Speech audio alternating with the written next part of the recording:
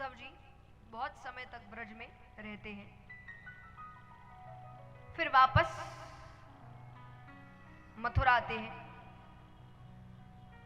वापस आते हैं तो भगवान सामने मिलते हैं। भगवान ने कहा, अरे उद्धव, आने में बड़ी देर कर दी। उद्धव जी कहे, दयालु, कृपालु, करुणानिधि, सारे मनगढ़ंत नाम है आपके, सब आपने खुद ने रखे।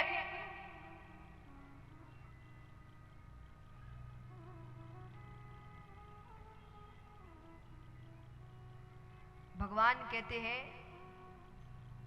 मेरा तुम्हें ब्रज भेजना सफल हुआ।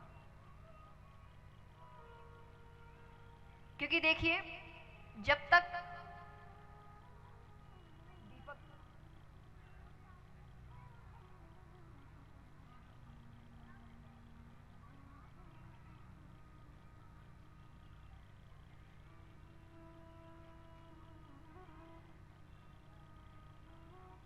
क्योंकि उद्धव जी को किस बात का क्रोध है बताइए?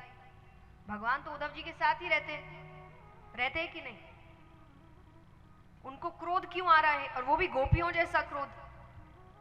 तो जब तक वो गोपियों का प्रेम नहीं समझेंगे तब तक उनको वो क्रोध। तो उनको लग रहा है मैंने जिस काम के लिए आपको भेजा था वो काम सफल हुआ, क्योंकि इस लहजे में मुझसे केवल गोपियां बात कर सकती है। इतना प्रेम मुझसे केवल गोपियां कर सकती है। उद्धव जी कहते, प्रभु आप यहां क्या कर रहे हैं? क्यों है? आप चले क्यों नहीं जाते उनके पास? हम सब संभाल लेंगे यहां पर। भगवान कहते, मैं नहीं जा सकता।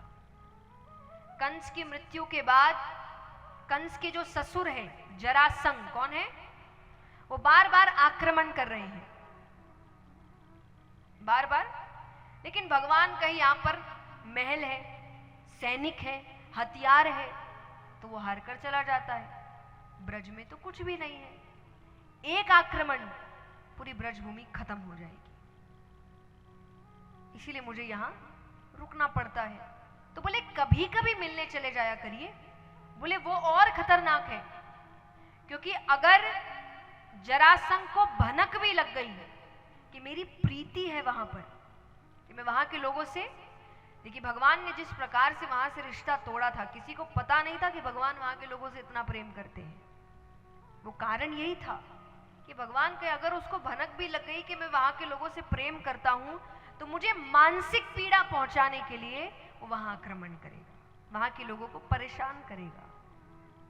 बोले काम करिए, उन सबको यहां ले आइए। यहां तो सब है कि नहीं?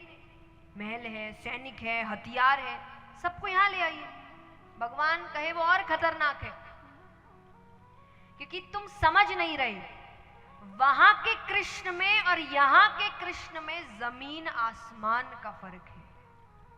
अरे वहां मैं ग्वाला था, और तुम्हें अगर साधारण शब्दों में कहूं कि फर्क क्या है, यहां सुबह उठने के बाद जब मैं वसुदेव जी के चरण छूता हूं, उनके पिता है, सुबह उठने के बाद वो पैर पड़ते हैं, बोले वो मुझे ठीक से आशीर्वाद नहीं देते, क्योंकि उनको पता है कि कृष्ण कौन है। वसुदेव जी और देवकी माता को तो भगवान ने सब कुछ बताया था, अपने रूप में बताया था, मैं कौन हूं, यहां क्यों आया हूं। तो बोले वो आशीर्वाद नहीं दे पाते मुझे। वही नंद बाबा की जूतियां मैं सर पर लेकर आता था। देवकी माता को जब हृदय से लगाता हूं, वो ठीक से पकड़ती नहीं मुझे, उनको डर लगता है कि ये भगवान है, मैं कैसे इसको ठीक से गले लगा लूं। वही यशोदा मैया मुझे रस्सी के साथ खंबे से बांध देती थी कि कैसे बाहर निकलता है देखती।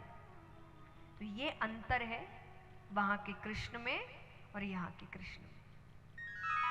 और सबसे बड़ी बात, यहां मैं एक राजा हूं, राजा को बहुत काम करने पड़ते हैं, राजनीति करनी पड़ती है, युद्ध लड़ना पड़ता है, युद्ध में कई लोग मारे जाते हैं। तो भगवान कहते वो ये रूप देख नहीं पाएंगे, उनके लिए दुनिया अलग है। वो साधारण लोग हैं, सुबह उठते हैं, सब साथ में बैठते, दूध दही माखन बेचते, घर आ जाते हैं, ये जीवन है उनका। एक राजा के जीवन को वो समझ नहीं पाएंगे। पर तुम चिंता मत करो, बाकी सबको लगता होगा कि मैं वहां नहीं, पर मैं वही हूं। आज भी कोई गोपी जब मुझे याद करते करते रास्ते में बेहोश हो जाती है, मैं उसे सही सलामत उसके घर पहुंचाता हूं। मैं वृंदावन छोड़कर कभी नहीं गया। और इसीलिए देखिए आज भी, मुझे नहीं पता आपको कौन कौन वृंदावन में निधिवन गए, हाथ उठाना। वहां माना जाता है आज भी श्री कृष्ण रोज आते हैं रास करने। ये बात सच मानी जाती है। अब देखा तो किसी ने नहीं, तो सच क्यों मानी जाती है? क्योंकि भगवान ने कहा है कि मैं हर वक्त वहीं वास करूंगा और वहां के लोगों को आभास कराता रहूंगा कि मैं वहीं हूं। इसलिए इस बात को सच माना जाता है कि भगवान आज भी रोजाना रात्रि में वहां रास करने आते हैं। अब यहां पर जरासंध बहुत परेशान कर रहे